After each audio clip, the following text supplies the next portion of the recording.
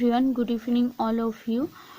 দেখো তোমাদের আগে পড়িয়েছিলাম গ্লুকোজ, আজকে পড়াবো দ্বিশর্করা বা ডাইস্যাকারাইড। দ্বিশর্করা কাকে বলে না, দুটি একক শর্করা গ্লাইকোসাইডিক বন্ধনীর দ্বারা যুক্ত হয়ে দ্বিশর্করা গঠন করে। দ্বিশর্করার উদাহরণ কি? Sucrose, lactose, maltose. দেখো সুক্রোজের গঠন এর আগের ভিডিওতে আমি তোমাদের করিয়েছি যে আলফা ডি গ্লুকোজ কেমন করে করবে, বিটা ডি গ্লুকোজ কেমন করে করবে, beta D fructose, alpha D fructose. দেখো সেই ভিডিওটা দেখে নিলে তুমি এটা সহজেই বুঝতে পারবে, কোনো কিছু প্রবলেম নেই। তাহলে alpha D glucose plus beta D ফ্রুক্টোজের সাথে যুক্ত হয়ে আলফা ডি গ্লুকোজ, দেখো কটা কার্বন বন্ড, 1 2 3 4 5 6। দেখো এর C1 বন্ড আর এর দেখো 1 1 2 3 4 5 6 এর 1 বন্ডের সাথে এর 2। দেখো এই ও এইচ এর সাথে, এই ও এইচ এর সাথে এর এইচ, এই যে এইচটা যুক্ত হয়ে তৈরি হয়েছে কি জল। জল বেরিয়ে গেলে তাহলে তৈরি হবে, দেখো এইখানে ও এইচ, তার মানে এর ও এইচ হচ্ছে মুক্ত হয়ে গেছে। এই এইচ আর নিচে যে ওইচ ছিল, ওইচ মুক্ত হয়ে গেছে। আর ও এখানে যে C2-র যে ও এইচ, C2-র ওইচ ও আছে, এইচ মুক্ত হয়ে গেছে। তাহলে এই ও অক্সিজেন কার্বনের সাথে যুক্ত করেছে, দিয়ে তৈরি করেছে গ্লাইকোসাইডিক বন্ধন। দেখো গ্লাইকোসাইডিক বন্ধন তাহলে কার? C1 and C2। তাহলে C1 C2, তাহলে এটাকে বলবো যে আলফা। C1টা কার? আলফা ডি গ্লুকোজ, আর C2টা কার? Beta D fructose. ওকে, তাহলে আলফা 1 2 গ্লাইকোসাইডিক বন্ড, ক্লিয়ার। তাহলে আলফা ডি গ্লুকোজের সাথে বিটা ডি ফ্রুক্টোজ যুক্ত হয়ে তৈরি হয়েছে সুক্রোজ। দেখো সুক্রোজ পরিপাচিত হয়ে এক অণু গ্লুকোজ এবং এক অণু ফ্রুক্টোজ উৎপন্ন করে। সুক্রোজ হচ্ছে খেতে খুব মিষ্টি, সুক্রোজ খেতে খুব মিষ্টি হয়। সুক্রোজ আমাদের বেশি পরিমাণ খাদ্যে গ্রহণ করা উচিত নয়, তাই দৈনিক গৃহীত কার্বোহাইড্রেটের প্রায় 10% সুক্রোজ গ্রহণ করে থাকি। আর একজন পরিণত ব্যক্তির দৈনিক 300 থেকে 500 গ্রাম কার্বোহাইড্রেট জাতীয় খাদ্যবস্তু গ্রহণ করে, তার মধ্যে সুক্রোজের পরিমাণ থাকে 30 to 70 গ্রাম। বুঝতে পারলে কেন সুক্রোজ মিষ্টি হয়? বেশি পরিমাণ যদি সুক্রোজ খায়, তাহলে দেখো যদি সুক্রোজ বেশি মাত্রায় গ্রহণ করলে রক্তে লিপিডের মাত্রা বৃদ্ধি পাবে। এছাড়া দাঁতে সুক্রোজ আটকে যাওয়ার ফলে দাঁতের মাড়িতে যে উপস্থিত ব্যাকটেরিয়ার সঙ্গে সুক্রোজ বিক্রিয়া ঘটিয়ে দাঁতেরও ক্ষয়রোগ সৃষ্টি করে। এর পরের পার্ট হচ্ছে কি সুক্রোজের পরে মল্টোজ, মানে ডাইস্যাকারাইডেরই উদাহরণ মল্টোজ। মল্টোজের গঠন কি? Alpha D glucose plus alpha D glucose, মানে গ্লুকোজের সাথে গ্লুকোজ যুক্ত হয়ে তৈরি হয় কি মল্টোজ। আলফা ডি গ্লুকোজ দেখো C1 C2 C3 C4 C5 C6, এরও দেখো C1 C2 C3 C4 C5 C6। দেখো এর এইচ মানে C1 এর হাইড্রোজেন আর এর C4 মানে C1 এর সাথে C4, এর C1 এর C4, তাহলে এর এইচ আর এর OH C4 এর OH, তাহলে এইচ আর OH যুক্ত হয়ে কি হচ্ছে H2O। তাহলে H2O বেরিয়ে আছে, H2O বেরিয়ে গেলে তাহলে কি তৈরি হচ্ছে? দেখো এর হাইড্রোজেন, একই স্ট্রাকচার লিখে দেবো, শুধু দেখো এইখানে চেঞ্জ করব যে C1 আর এই C4 এর কাছে। তাহলে এর হাইড্রোজেন, এর অক্সিজেন আছে, হাইড্রোজেন মুক্ত হয়ে গেছে, এর হচ্ছে OH মুক্ত হয়ে গেছে। তাহলে এই অক্সিজেন এর সাথে যুক্ত করে গ্লাইকোসাইডিক বন্ধন তৈরি করেছে।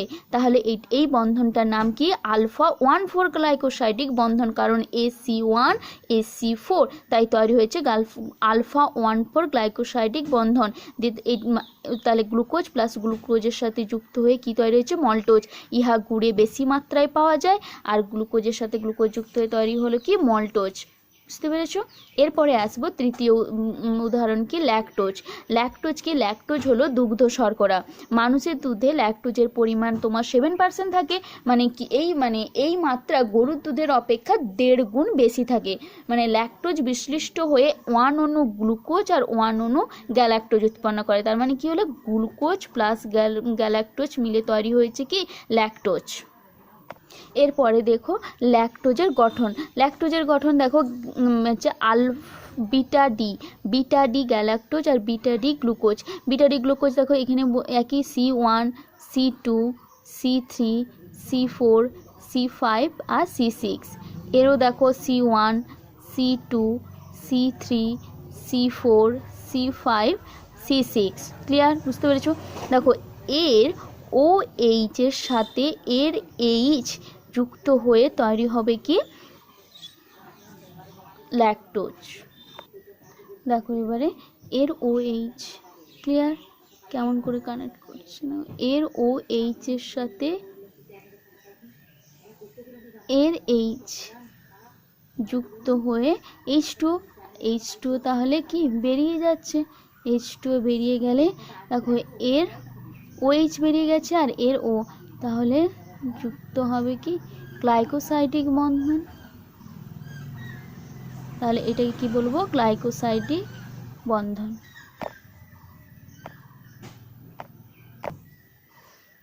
গ্লাইকোসাইডিক বন্ধন যুক্ত হয়েছে, দেখতে পেয়েছো? তাহলে তাহলে বিটা ডি গ্যালাক্টোজ আর বিটা ডি গ্লুকোজের সাথে যুক্ত হয়ে ল্যাকটোজ হয়েছে। আর এটা কি C1 অ্যান্ড C4, তাহলে আলফা 1,4 গ্লাইকোসাইডিক বন্ধন। বুঝতে পেরেছো? আর এটা মনে রাখবে, সুক্রোজে তাহলে আমরা কি পেয়েছিলাম, আলফা 1,2 গ্লাইকোসাইডিক বন্ধন, মল্টোজে তাহলে পেলাম আলফা 1,4 গ্লাইকোসাইডিক বন্ধন, আর ল্যাকটোজে পেলাম আলফা 1,4 গ্লাইকোসাইডিক বন্ধন। এরপরে আমরা পড়ব অলিগোস্যাকারাইড। অলিগোস্যাকারাইড কি না, যে সমস্ত শর্করা দুই থেকে 10টি শর্করা নিয়ে গঠিত তাদের স্বল্প শর্করা বলে থাকি। আর স্বল্প শর্করাতে একক শর্করা সংখ্যা অনুযায়ী কী কী থাকে, দ্বি শর্করা, ত্রিশর্করা, চতুর্শর্করা, পঞ্চশর্করা ইত্যাদি থাকে। এর মধ্যে উদাহরণ কি রাফিনোজটা কি ত্রিশর্করা, আর যাহা কোথায় পাওয়া যায় না বিটে পাওয়া যায়। আর স্করোডোজটা কি চতুর্শর্করা, এটা কোথায় পাওয়া যায় না পেঁয়াজ আর রসুনে পাওয়া যায়। এরপরে আসবো আমরা বহু শর্করা বা হচ্ছে পলিস্যাকারাইড আবার দুটো ভাগ, একটা হচ্ছে ডেক্সট্রিন, একটা হচ্ছে গ্লাইকোজেন আর স্টার্চটা কি না উদ্ভিদের প্রধান বহু শর্করা, স্টার্চ বা শ্বেতসার, মানে অনেকগুলি গ্লুকোজ নিয়ে শ্বেতসার তৈরি হয়। আর এই শ্বেতসারে গ্লুকোজের কি অণুগুলি আলফা 1,4 গ্লাইকোসাইডিক বন্ধনী দ্বারা যুক্ত থাকে। আর এরপরে ডেক্সট্রিন হচ্ছে উদ্ভিজ্জ শ্বেতসার, আর গ্লাইকোজেন হচ্ছে প্রাণীজ শ্বেতসার, যকৃৎ পেশিতে সজ্জিত অবস্থায় থাকে। আর ডেক্সট্রিন হচ্ছে আলফা 1,4 গ্লাইকোসাইডিক বন্ধনী দ্বারা যুক্ত থাকে গ্লুকোজ অণুগুলির সঙ্গে। আর শ্বেতসার পরিপাচনের অন্তর্বর্তী ধাপে ডেক্সট্রিন উৎপন্ন হয়। তাহলে আজ অবধি আমাদের কার্বোহাইড্রেটের সম্পূর্ণ ক্লাসিফিকেশন সব কমপ্লিট হয়ে গেল। আশা করি তোমরা বুঝতে পেরেছো, এবং তোমাদের যদি ভালো লেগে থাকে তাহলে লাইক অ্যান্ড সাবস্ক্রাইব করবে। থ্যাংক ইউ এভরিওয়ান দেখার জন্য।